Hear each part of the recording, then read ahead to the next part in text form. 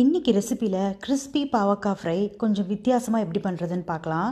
நான் சொல்கிற இந்த மெத்தடில் பண்ணிங்கன்னா 80% கசப்பு டேஸ்ட் இருக்காது. குழந்தைங்களும் ரொம்ப விரும்பி சாப்பிடுவாங்க. அதுக்கு முதல்ல பாவக்காவை நான் கட் பண்ணுற மாதிரி கட் பண்ணி எடுத்துக்கோங்க. அப்படியே நடுவில் இருக்க விதைகளையும் மெதுவாக பக்குவமாக எடுத்துருங்க.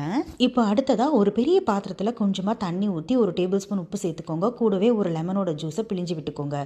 இப்போ அதில் நம்ம கட் பண்ண பாவக்காவை 15 நிமிஷம் ஊற வச்சிருங்க. இப்படி ஊற வைக்கிறதால பாவக்காயில் இருக்க கசப்பு பாதி அளவு குறைஞ்சிரும். இப்போ அடுத்து மசாலாவுக்கு மஞ்சள் தூள், மிளகாய் தூள், கரம் மசாலா தூள், 1 டேபிள் ஸ்பூன் காஷ்மீரி மிளகாய் தூள், 2 டீஸ்பூன் அரிசி மாவு, 1 டீஸ்பூன் கடலை மாவு, 1 டீஸ்பூன் சோள மாவு, தேவையான அளவு உப்பு சேர்த்து கொஞ்சம் கொஞ்சமாக தண்ணி ஊற்றி ஒரு பேட்டர் ரெடி பண்ணிக்கோங்க. பேட்டர் ரெடி பண்ணதுக்கப்புறம் நம்ம ஊற வச்ச பாவக்காவை தண்ணியை வடிச்சிட்டு பேட்டரில் சேர்த்து நல்லா கோட் பண்ணுங்க. நல்லா கோட் பண்ணதுக்கப்புறம் ஒரு 10 நிமிஷம் அப்படியே ஊற விட்டுருங்க. இப்போ 10 நிமிஷத்துக்கு அப்புறம் நல்லா சூடான எண்ணெயில் மிதமான தீயில நல்லா கிறிஸ்பி ஆகிற வர 2 பக்கமும் திருப்பி திருப்பி போட்டு ஃப்ரை பண்ணி எடுத்தீங்கன்னா சூப்பரான கிறிஸ்பி பாவக்காய் ஃப்ரை ரெடி. செம்ம கிறிஸ்பியாக